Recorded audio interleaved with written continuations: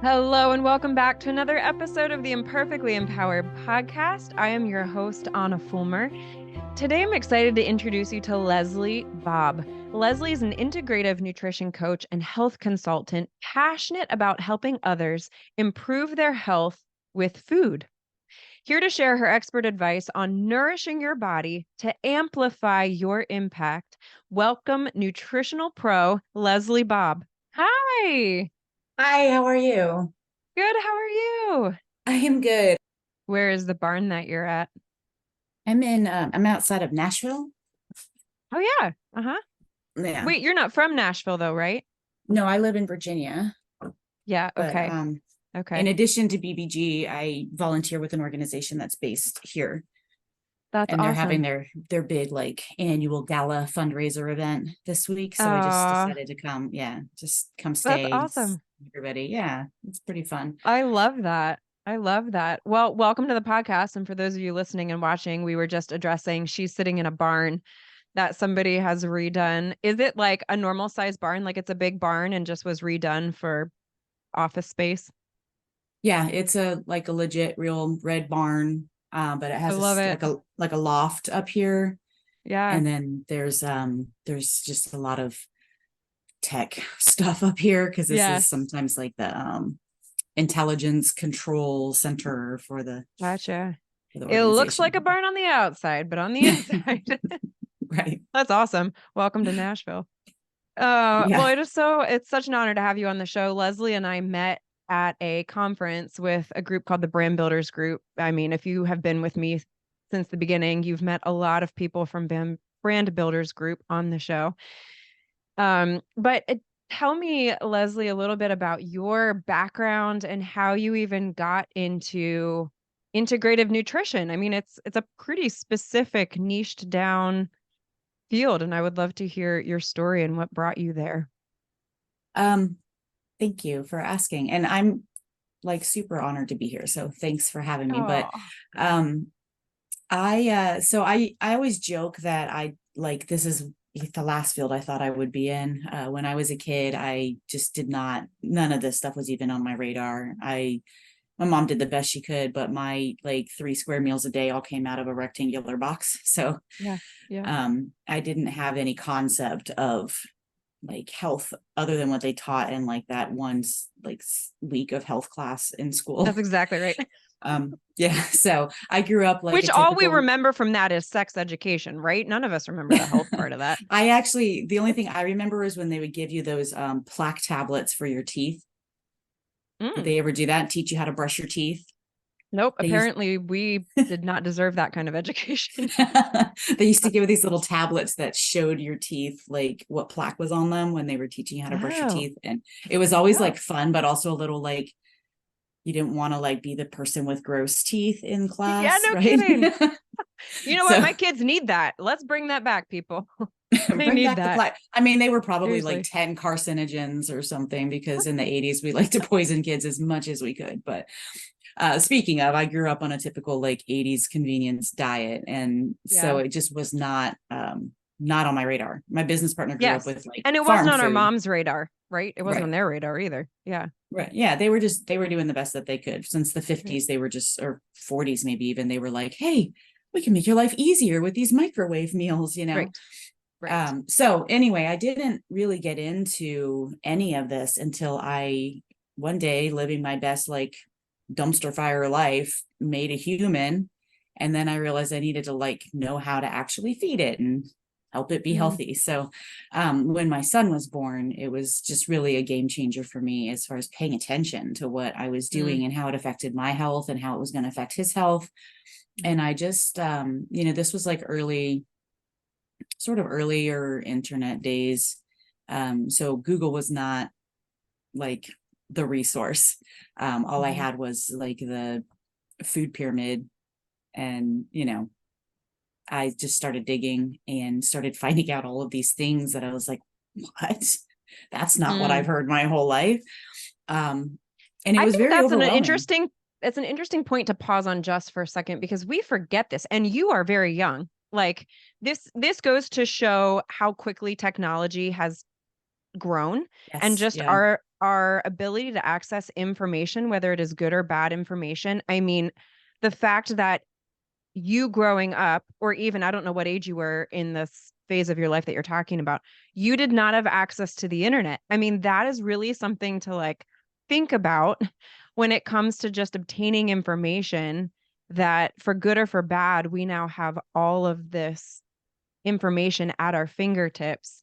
And the fact that you had to take extra measures to find it, I'm just going to suggest there's something to be learned from that, because information is too easy for us to access now, and it's too easy to get bad information, is where I'm going with this. So I'm just Yes. Yeah. pausing there because Leslie had to seek out information, and I guarantee you that included people, because you didn't have the internet and resources from live people. And I could be wrong about that. But anyway, I just want to pause there. Make sure when you're looking for information, you are cross-referencing it and making sure it's actually valid information. Yes. Yeah. I was actually really lucky because I had been like dabbling here and there with community college classes, and I had a very research heavy background as far as college goes. So we had internet then. This was about 20 years ago. My son's about to turn 22. So we had internet back then, but it was like you had to wait like 3 minutes for a page to load. And Yeah. like I And can't the even dial up. I can't even like comprehend that now, because if the page Yeah. is taking 3 seconds, I'm already distracted. So Yes. Yes. Oh, but yeah, back then, I had already an understanding of finding credible sources and scientific method, and you know how a basic research study should look. So I was like worlds ahead of what like other people might be when they're trying to find this research. So, but it was still extremely overwhelming, because you have this line of education from the authorities, the doctors and the government. And then I was finding out all these things about like completely saying the opposite, but they seem to be credible sources and they seem to make sense, and it seemed to be solid science. So and then there was a lot, and I was not affluent. I didn't have a lot going for me at the time. I was working with what I had. I was actually, for a short time, I was actually on food stamps. So I was a single mom with a young child, trying to like now feeling responsible for radically changing everything about my diet and lifestyle for the sake of my child, but not really feeling like I had the resources to do that. And I got like super overwhelmed about it. So all of that to say, like, that's part of how I got to where I am, because my first company that I started when I got into nutrition school was called Real Simple Health, because I really just wanted to, I have this like way of translating this complex science and all of this overwhelming amount of information into something that's actually like understandable and implementable. So I kind of leaned into that as like the service, the way that I would provide value for people, because the information's there. They don't need me for the information, but it's too much. Like I've already found it, I've already translated it, and I've already tested it out. So that's how I kind of felt called to provide value. So it all just came about for my son. And it came about not because most of the people that I've met in this space have come to this because they've had an illness that the medical community hasn't been able to fix for them. So they've learned how to do it themselves. And there's just some amazing stories of healing and transformation to be found. But that wasn't my story. My story was much more, in a way, I guess, much more like vain, because I've just always struggled with, I felt like I've always struggled with my weight and body image. And I didn't want my son to have the same struggles. He already was born stockier than his cousin. And people get really like helpful about weight, you know? And so I didn't want him to have all of that around him. So I wanted to learn how to feed him better than I was fed, I guess.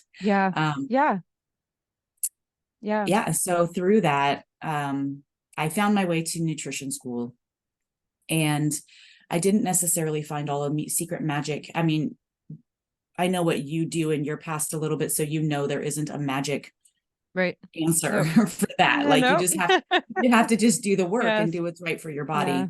But I did find out that my son never actually had asthma, that PMS isn't normal, that migraines aren't a thing you have to live with, that allergies aren't normal. Like I did find all of those things out, because as we transitioned to eating just real food, all of that stuff went away. And if you don't take a moment to look at what's going on, you might miss stuff like that, because it was an accident. Yeah. Those were all side effects. Yeah. And I just Yeah. noticed, I was like, well, hey, like all of a sudden we're just these like super healthy people that never get sick. And I didn't realize how crappy I felt before, because I feel really good now. Yeah, So I I was was kind of just like, having this conversation with a woman who, I forget what the exact situation was, but she suddenly felt amazing due to something that she had taken. And then she's like, wow, I didn't even realize I felt as bad as I was until I realized how good I could feel and the energy and the clarity that I could live with. Um, and I think one of the things that you're pointing out that's essential for people to hear is that there is a lot of day-to-day struggle physically that we are experiencing, that it is very possible that with what I call a pantry makeover au naturel, as my clients have heard me say many times, you might be shocked at how many of those chronic struggles lessen or resolve entirely. And if you have not listened to my podcast already on whole food nutrition, does it really matter? It's worth taking a listen to. The fact is, we don't actually have a lot of research behind it specifically yet, but it does not take a great stretch to imagine that just as if we fuel a car with the wrong gas, we could destroy the engine. It is also not a stretch then to suggest if we fuel our body with a gas or a fuel that was not designed for our body, that we could destroy our engines. Like that is just not a far stretch at all. And the reality is artificial food was not meant to be processed in our bodies and broken down. So just kind of hear everything that we're saying here through that lens, because it really is an overhaul for some people who still have a lot of just artificial ingredients within their home. So when we talk about all natural food, that is kind of the lens through which we are seeing it. It may not cure everything, but I think it's going to probably improve your life in a way that you may never have anticipated or did not realize. We are something else that you mentioned. So everyone here is aware of the fact that I'm rolling out a new program called Early Morning Habit, and empowering busy women to start their day being, not doing, starting our day with stillness and strength, with quiet time, and getting a time efficient and physiologically effective workout in. And I want to start asking my guests about their morning routines, if they have one, and what they recommend. You said something that I love. You said your key with a morning routine is get the hardest thing done first so that the rest of the day feels easier. I love this concept. Get the hardest thing done first. For you, what is the hardest thing? What is something that you typically are like, I'm just going to get this done first, so the rest of the day feels a little bit more downhill? yeah, I love your new venture, because I'm such Oh, a nerd thank about you. my morning routine. Like I love my morning routine. You own the morning, you own the day, right? Yeah, And I'm yeah. I'm really, really blessed right now to be in a place where I can just take a long morning routine. Mm, But for me, so it's not the first thing I do, but it's definitely before I start my work day, it's yep, getting that workout in, yeah, regardless of what it is. And some days that workout is just walking for a few miles around my neighborhood. Some mm, days it's a HIIT workout. Some days it's going to the gym before the sun, whatever the case may be. If I don't get it done before I start my day, it's really, really hard to stop my day to get it done later. Despite my best intentions, despite scheduling it in, I just really yeah. struggle with that. And I know that about myself. So one of my mentors says she has to stupid proof things for herself. And that's one of the ways I have to Yes, do that is, amen. I love that stupid proof things. It's so true, though. I mean, this the littlest things that make such a big difference. It's like you have to just acknowledge the fact that you're human and you need as many safety nets as possible to really protect you from yourself, is what it comes yep, down to. I yep. love that. Get the hardest thing done first so that the rest of the day is a breeze. That is a quote from the Leslie Bobb. Write it down. Leslie, I don't know if you've listened to any episodes before, but we play a little thing called This or That. It is super simple, no stress. You pick one or the other. So it's like, would you rather? Is really what I should call it. Would you rather coffee or tea? Coffee. Do you put anything in your coffee? Not usually, sometimes, but in the morning, I just like it straight black. In the afternoon, I Yeah. might have some cream in it. I never put sugar. I can't stand sweet drinks. Mm. Yeah. Yeah. Yeah, my coffee is black. Do you have a favorite coffee? No, I We're a little don't. obsessed with coffee over here. So I feel you. fair warning I love tasting all the as I drink coffee. it. Yeah. So I Mm. don't have a favorite at home, but Bulletproof brand is really good. And I've I've actually noticed. never had Bulletproof, which is kind of shocking. I found one that I love and it's like I can't veer off of it. What is I it? should try Bulletproof though. So we get our coffee from Gobina Coffee, and a little plug-in for this company. So Gobina sources their whole beans from all around the world, from direct like farm to uh factory, I guess, wherever they box it up.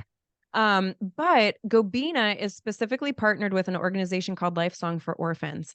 So every bag of coffee, for example, that people buy from our Gobina fundraising link, we get 50% of the proceeds to help us cover our adoption costs. That's how we Oh, first found Gobina.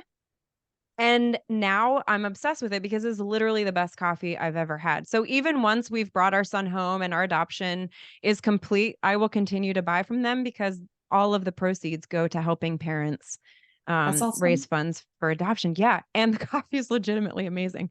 A little plug in there. Gobina is my favorite. Well, that'll be the next Um, one I try. oh, it's so good. It's so good. I went to Would Guatemala earlier this year. Sorry, real quick story. yes. And No, yes, it please. They was, have beans from Guatemala actually. yeah. So I went with an organization that works on empowering the women, the Mayan women in the highlands to be Mm, entrepreneurs and revive their culture. So we went to yeah. this coffee co-op up there and got a whole tour from like seed to cup on how the coffee Wow. is created. And it's like sort of a beyond organic model. And that Mhm. coffee was amazing. But I will definitely order from Gobina through your link and see how it Oh, is. thank you. I appreciate that. Yeah, it's really neat. It's really neat to see how they've partnered with these farms. Coffee farms? Is that what they're called? I don't even know. Coffee bean farms? Okay, this is a very controversial question. I think you can handle it though. Toilet paper, do you crumple or fold? I fold. You're a folder. Here's I'm a the third folder. option, actually. I always forget to add this because this is what I do. I'm a roller. I Okay. pull it off and then I roll it, but you're a folder. For It's me, it's like like an all about time efficient, efficiency. yeah, it's an efficient folding method, rolling. I feel like that counts as It is. folding. You're right. You're right. It is kind of, it falls under the category of folding. It's just like a very quick roll around. Crumpling's too dangerous for my taste. But Yeah, I yes, agree. folding. I guess, yeah, rolling is a version of folding. Would you rather listen to country or pop music? Anything but country. Despite being in Nashville.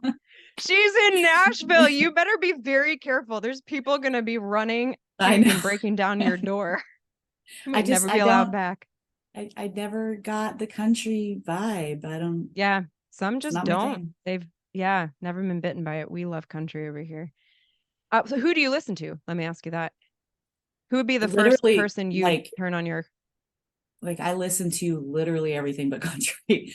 So it just Yeah, depends on my mood and my activity. If I feel like I yeah, need to be brought to like a peaceful, just calm, happy place, I put on like Jason Mraz, something like really. yeah. I love his like lyrics and stuff. If I'm Hmm. want more upbeat, I there's an artist called Caro Emerald that I really love. Mm. Okay. I just put on Caro Emerald Radio on Pandora and just get a Yeah. lot of like it's like a neo swing kind of fun girl vibe. Oh my gosh, I don't even know what that is. Neo Sweden? Is that what you said? Swing, like swing music, Swing. but like Swing. modern. Yeah. Okay. I Oh, like that's upbeat fun. things with like horns and just that kind of Yeah. stuff. So Sort of like a jazz sort of vibe. sort of like a poppy kind of like alt pop jazz, I guess. I don't know. You should Okay. just check it out. Well, I if can't describe anyone, it. yeah, if anyone wants to check it out, spell the first name Caro, Caro, like face. Caro. Okay. And then the last name was Emerald, like the gym. Emerald. Caro Emerald. That's fun. Hmm. Um, Fall or spring? Fall. And then winter or summer? Fall. um no, I Oh, love all four of the neither. seasons. I Yeah. love all four. I live in Virginia. We get great seasons, and they're all Yes. Same. just We're in something. Pennsylvania, so we're real Okay, close. yeah. Yes. So it's all just Yeah. something new and fresh and fun to transition to. Yeah. If I had to choose, I'd say summers, probably, just because we don't get like, you probably get better winters than we do. It's like Mm, iffy if we even get snow. Sometimes we mm. just get like, Oh, see, that is a better winter for me. oh. Less snow is a great winter. Oh, I'm just not sort all of like, about if the you're gonna snow. experience the thing, like experience the whole thing. So I hear cold and you there. frost without snow is Yes. annoying. Yes. Amen to But that. See, actually, I feel like that's very much Pennsylvania, unfortunately. okay, We didn't even get snow last year, which I was very happy about. But then you just get that like gross 40s all right. year Just long, which cold is for no reason. cold for no reason. There's not even pretty cold. Right. Oh, but we will be grateful for something in that. So we're talking about gut health. This is quite the transition we just made here, but um, I think the first question we need to ask ourselves before we can even talk about good gut health, we need to be able to define poor gut health. How do we even know? Literally, like we just talked about, you don't even know that you feel bad until you feel good sometimes. So, when we're talking about gut health, what would be sort of a measurement you would give to someone to even assess whether or not they might be struggling with poor gut health? And then take that to the next step.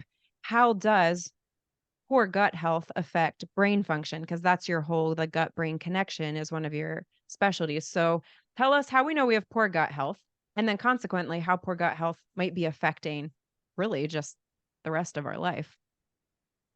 So the first thing, I don't want to be that guy that just makes it sound like my product is for everyone, Sure, I but hear you.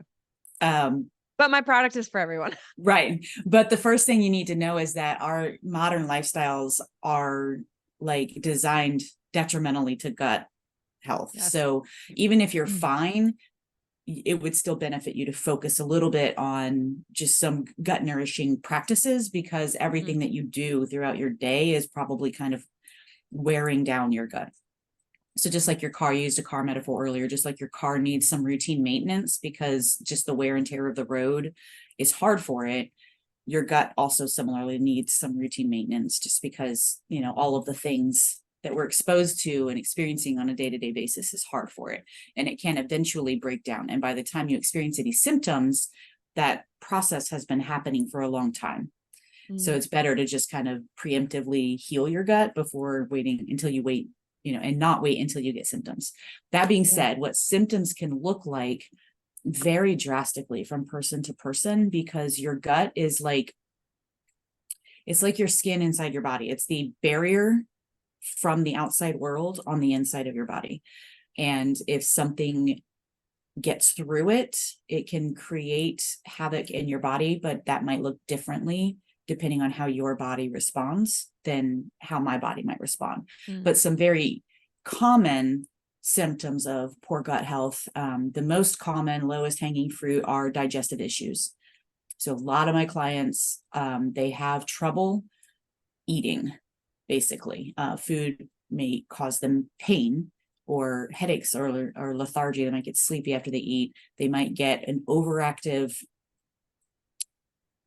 digestive system and need to stay near A bathrooms, lot and of gas, for example. a lot of gas or a lot of poop. Yeah. Yeah. A lot of people are being held back from their lives because they have to plan their day around bathroom availability.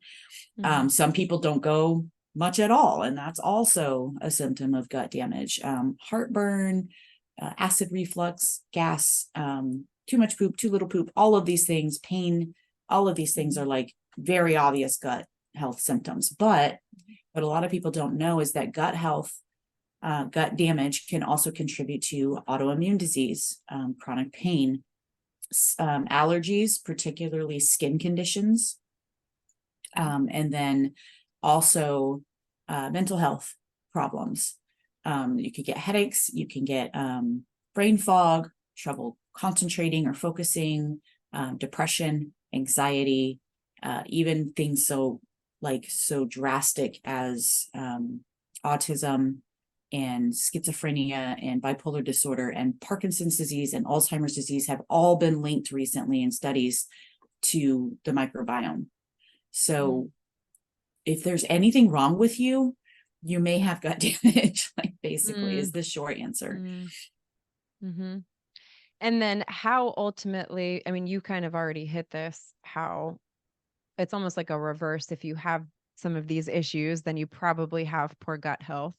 And then consequently, if you don't take care of your gut, then you could end up with these specific issues. What would you say are 5 things that we can start doing to improve our gut health? What are 5 practical ways that we can change what we're doing or do more of what we're doing to improve gut health? That's a great question. I actually get asked that a lot. So there's a downloadable on my website, actually, with 5 things you can do today. So the things that we try to start people out with, the easy changes that you can make are, and these might be different than the ones on the downloadable. So don't get mad at me. I'm not lying to you. They're all good things. Hey, more is more. This is great. Right. You get more than what you get on the download. So you had mentioned earlier, and I know you had a really good episode last season about emotional connections to eating. Yes. And that's a big part of healing. And a lot of these digestive issues have been linked to trauma and emotional distress. Stress is horrible for your gut, and trauma is like the ultimate form of stress, right? So one of the first things that we teach people to do in our program is actually just to take a deep breath or 3 before you eat.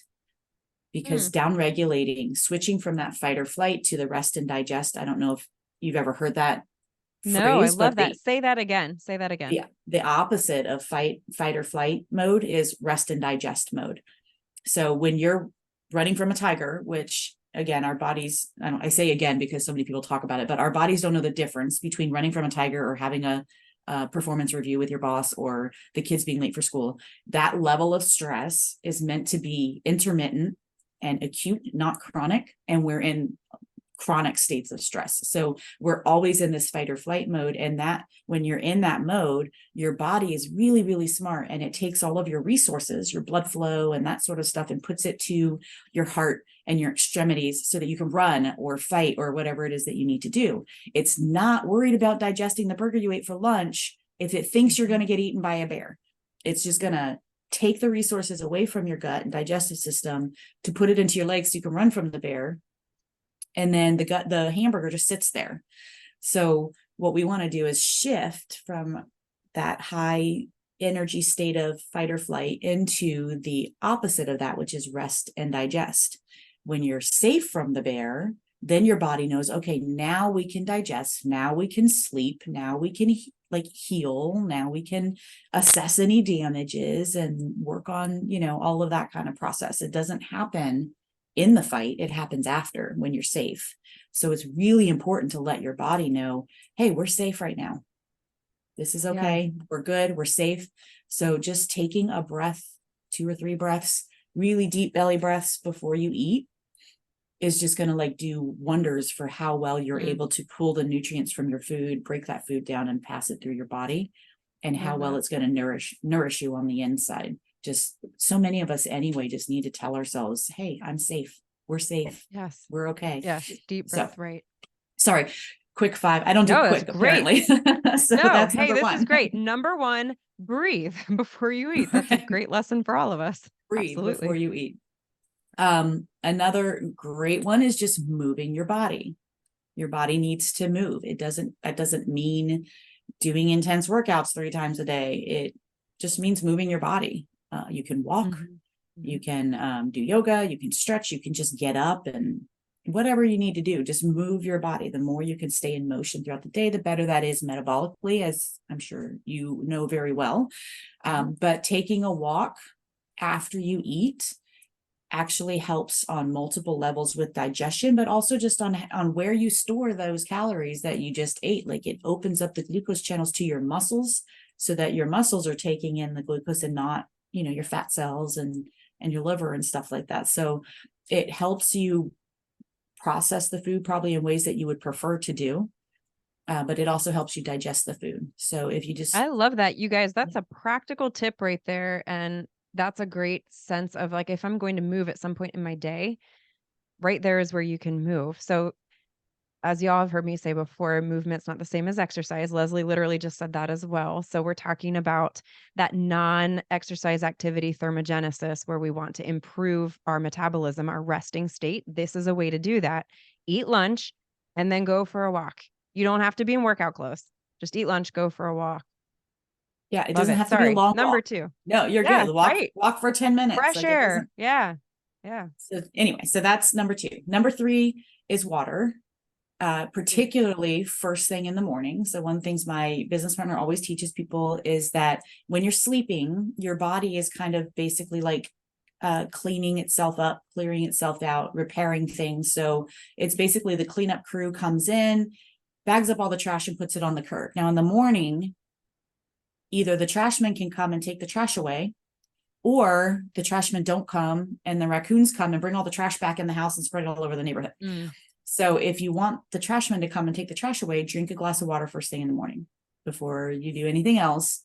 Just flush it out.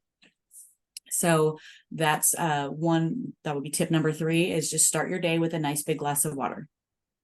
It's important to hydrate throughout your day, but start your day with a nice big glass of water. Like I am all about do the best you can where you are and baby steps. And if you struggle with water, I'm just going to ask you to drink one in the morning and then we can go from there. This will also help limit palpitations from your caffeine. This is one of my number 1 tips for women who are like, I cannot drink caffeine first thing in the morning or coffee.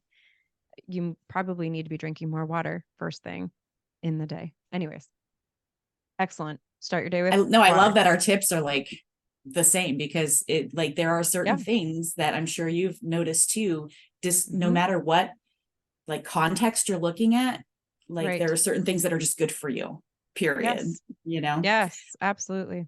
Yeah. So I'm going to shift into actual eating tips now. And it's hard to pick just 2 more, but I'll say, girl, you can do more than 5. I literally picked 5, but yeah, I mean, go for it.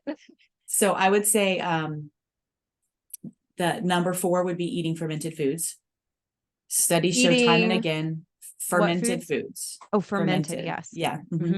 Studies show time and again that one of the best things that you can do to improve the diversity of your microbiome, and diversity is a good thing, is eating fermented foods. It's better than taking probiotics. You get more diversity of microbes in one forkful of like homemade sauerkraut than you would in an entire bottle of probiotic pills. And it's pennies, half pennies on the dollar to make sauerkraut at home. And give us more examples of fermented foods. Okay, so ones that you can buy are kombucha, kefir. Like there's a lot of fermented drinks now that you can find in the refrigerator section at the grocery store. Some of them have a lot of added sugars, but they're still going to have those probiotics. Yogurt, again, lots of added sugar if you buy it, but you can get cleaner varieties. Sauerkraut, properly made sauerkraut, so it should be in the refrigerator section, not in a can. But there's also a lot of fermented vegetables that are becoming more popular that you might be able to find in the refrigerator section or make at home very easily. You can ferment pretty much any vegetable. So snacking veggies make really good little additions to your plate, like carrots, green beans, even cauliflower, like things like that. They ferment. How do you really ferment the vegetables at home? I've got some free YouTube videos about that, but look at that. The quick, easy answer is you just need salt and in most cases water, like a good quality salt and water. Okay. And you're basically just creating an environment where pathogens don't grow, and the natural microbes that are on the food are able to grow and flourish. And they do a lot of like magic chemical processes with your food where they create all these beneficial byproducts that are like digestive enzymes and like all of these really delicious things for you, as well as just those microbes themselves are really good to get into your gut and your digestive system. And then they also what is your YouTube channel called? Give me your YouTube channel name. So this is like horrible branding because I'm transitioning brands, but the YouTube channel is culturalrevivalists.com. Cultural Revivalist. Revivalist. Okay, Cultural Revivalist for the YouTube channel to check out how to ferment food at home. Because I'll be honest, I don't like most fermented food. So therein lies a challenge. It's kind of an acquired taste. It can be, but when you do it at home, you can play around with what it tastes like. Yes, right. And make it what always something somebody will like. Like we've had a client that was really particular about foods, but he needed them so bad. His gut is so bad, but he finally found that he loves fermented jalapenos. That's like the one he will eat. Yeah. Wow. Yeah. So there's always something taste right there. Right. We're huge Greek yogurt fans is one of my top like natural Greek yogurts are if you're wanting some sort of easy entry, but still all natural, obviously, assuming you don't have dairy intolerance, but fat-free natural Greek yogurt is often, generally speaking, people can tolerate that if you don't want fermented jalapenos. Well, and you can do like coconut milk yogurt also. So you can. Yeah, that's true. And that's still going to be fermented. This clearly shows my ignorance with the fermentation process. There you go. So it doesn't have to be dairy. Yeah. Right. So, and each one of them has different benefits. So yogurt has been studied a lot for decades in the literature. Yogurt has certain benefits in your body that's different than what sauerkraut has. And then the additional benefit of fermentation is that it sort of unlocks things from your food that normally aren't really available to us through digestion. Like sauerkraut has vitamins in it that are different than you would get from raw cabbage or cooked cabbage. It has like tons of B vitamins and all kinds of cool stuff. So fermentation is just super cool. It's how I got into gut health. It's one of my favorite things because it's like science and art and magic like all at once. Fermentation magic. Right. It is. You know you're a nutritionist when. Right. So then I love it. So number 4, fermented foods. Yes. Number 5, I would say is just being really mindful of the chemicals that you're putting in and on your body, because all of those chemicals are damaging to your gut microbes. So that's everything. Like most women put something like 87 chemicals on their skin just as part of their morning routine. And many of those chemicals are disruptive to your microbiome and your endocrine system. And then we have chemicals in and on our food, in the plastics our foods are in, or if you're microwaving your food in plastic, you're getting all of these like forever chemicals from the plastics in your food. It's coming from everywhere. So it's impossible to completely get rid of them. I don't want people stressing out over it, but I want you to be mindful of it. Any be aware. Medications you're taking, over the counter or prescription medications, alcohol, all of that stuff is all adding to your overall like damage load. So just be mindful and try to start cutting them back when you can. Any of that artificial I like how you mentioned damage load, because I think that's a great concept. Because it can be very overwhelming. And as you just mentioned, especially for women, one of the number one struggles for most women is that feeling of overwhelm. And you said it so well that you want to make nutrition simple. And so I just want to highlight this concept because I think you're doing it beautifully. Is we're talking about the total load and where you can lighten some of it for your gut. Are you going to totally eliminate it? Not on this side of eternity, probably not if you want to like actually function day to day, but how can we lighten that load on your gut and improve just your profile for gut health? And so I think those are really practical ways. So the practical tip I'm taking away from number 5 is just simply don't microwave plastic as much as you possibly can. There's like a really simple, fantastic. Yes, those plastics should not. They really shouldn't go in your dishwasher and they shouldn't go in the microwave. Plastics are not good for heat. But if you can't hand wash all your Tupperware, fine, just don't microwave it. Like that's the one thing I Or will buy ask you. glass Tupperware. That's something we've started doing. There's like a lighter glass. Clearly, I don't know what it's called, but there's like a lighter because a lot of the Tupperwares are nice because they're light. And Mhm. there's like glass ones that you can buy now that are thinner, still really sturdy, but they are glass. They're not um, plastic, but they're also not like the heavy duty, like baking dish type of um, glass either. So there's a bunch of them on Yeah. Amazon. And You guys can look. silicone's a good alternative. It's Oh, less toxic. interesting. I It didn't know doesn't, that. Okay. yeah, it doesn't break down as easily as the plastic does. So, but glass and Okay. silicone cost more than plastic. So if you're not, Yeah. if that's not accessible to you yet, that's fine. Just don't microwave in the plastic. Like that's a great first step. There are the polar bears in Antarctica have microplastics in their system. Like we're not going to be able to be completely clean. And I don't want that to be discouraging. I just want you to not stress out over it. Yeah. It's But realistic. just, Yeah. yeah, do the simple things that you can.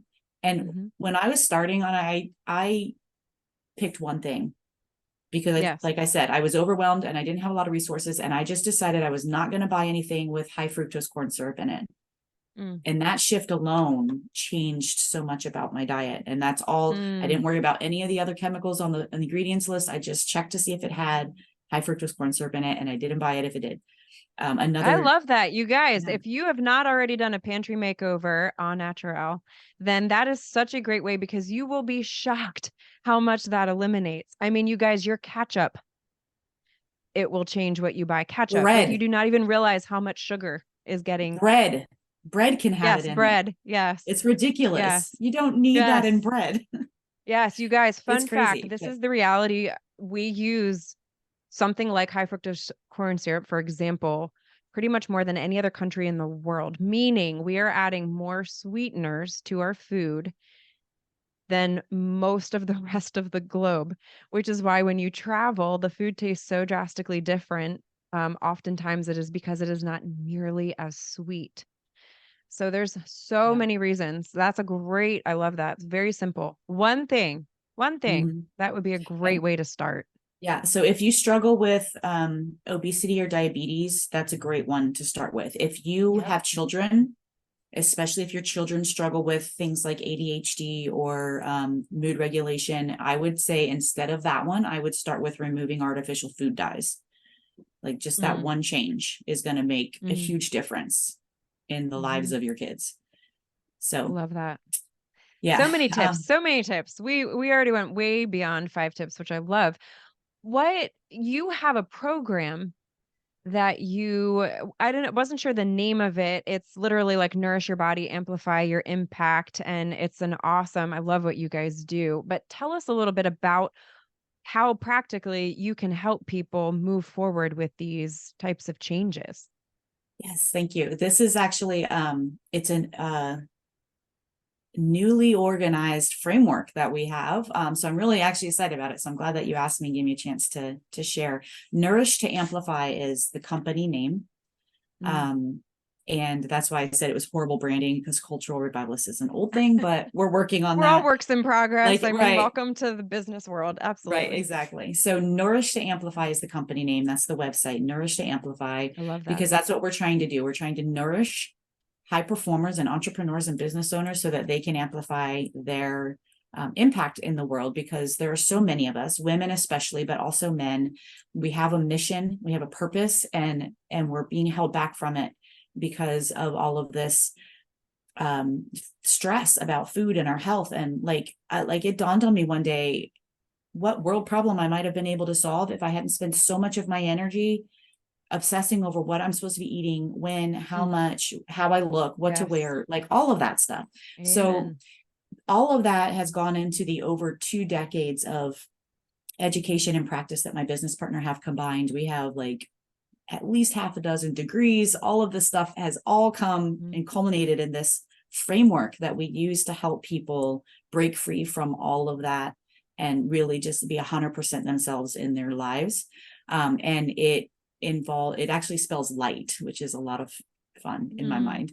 mind. So we have this light framework that starts with liberation, because it's really important to address why you want the changes, whose expectations you're trying to meet, and what your relationship is with food and your body on a deep subconscious level. And a lot of people dig up some crap in this step, about not loving themselves, or about how they feel about the value that their weight has on them, or about the associations that they've started to form with food, or the identity that they have with being sick, like just all of that kind of stuff.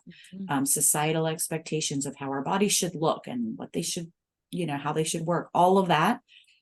You can't make these lasting changes if you don't address that stuff. So we want not light. L is not the light part of light. No, if we're you just do that first, coming in strong, coming in hot, heavy. Yes. But like then you do that work. Get the hard thing out of the way first, right? That's exactly right. Amen. At least we're consistent. Right. And then I love it. No, that's great. So true. Yep. The I is individuality. There's a reason why all of the things that you've tried in your life haven't worked for you. And it might be because the people that created them aren't living in your body. Your body is different and unique, and it's just going to take a different answer. So we really hone in on repairing that relationship with your body so that you can hear what it's telling you, because your body knows what it needs. And only you can hear that. I don't know what your body needs. You're the only one that is positioned to be the expert on your health. So we just want to help you open that line of communication. And then the GH is gut health, for obvious reasons. And then the T is traditional food. And that takes us back to that, focus on real foods. We are not about restricting. We're not about, we want to give people, we spend a lot of our time giving people permission to eat things again, because we've been taught for so long, this is good for you, that's good for you, this is bad for you, that's bad for you, that's bad for you. If you listen to all the experts, you can't eat anything. And honestly, a lot of our clients come to us so restricted because they've heard from Dr. Gundry that tomatoes are bad, and they've heard from their nutritionist that meat is bad, and they've heard that dairy is bad, and they've heard that grains are bad from all the paleo and keto people, and they've heard, when people start taking away even your vegetables, then it doesn't leave you with much to eat, and your body will shut down if you're not feeding it properly. And then if you're adding to it chronic stress from trying to eat right and not eat at all, your body doesn't, we have clients whose hair is falling out and they can't get through the day without a nap, and they don't know what's wrong, and they're trying so hard and they just can't figure it out. And we're like, okay, let's back up and eat. Yes. We have to retrain you to eat. But this is like what you were saying earlier. Your body was not made in a factory, and your food shouldn't be either. Every cell, we all hear you are what you eat, but it is very well scientifically understood that your cells are constructed and instructed by everything that you're putting in and on your body. So what you eat matters. And if you just try to focus on the food that you're eating being as natural as you can, then you're going to be okay. There might be specific food intolerances depending on your body, but for the most part, we want to open up what we're eating. As long as it's real, it's fair game. And then if your body says no thank you, don't eat that one. But let's or as I say, if it's from the earth or it can give birth, then it's probably fair game. I like it. Where can people find more of you and what you do, or sign up for the program? You mentioned you're especially trying to help leverage. What I'm hearing is do you just serve women primarily, or men and women? We serve men and women. We do have men come through. A lot of guys, they have a different stress load, and it really manifests a lot digestively in a lot of men. Oh, interesting. So. And so where can people learn more about what you do? And if they're interested in your program, how do they sign up for it? So nourishtoamplify.com is the website. You can go there and download the Fast 5 tips, downloadable. You can schedule a free call and chat with us about your situation, see what the next steps are. You can do all that on the website, nourishtoamplify.com. Nourish to amplify.com. This is Leslie Bobb. She is such an amazing woman in real life as well. I really enjoyed chatting with you, and I Thank met you at you. the conference, and you just have such a passion to help, really to help people, like you just said, use food to live um, a more meaningful, impactful life and to enjoy it more. So I just pray God's blessing over your heart, your home, your son, your 20-year-old Thank year-old son. I you. cannot believe you have a 20-year-old son. And yeah, such an honor to have you. Thank you. Thank you. It's been great. And I enjoy every bit of our conversations.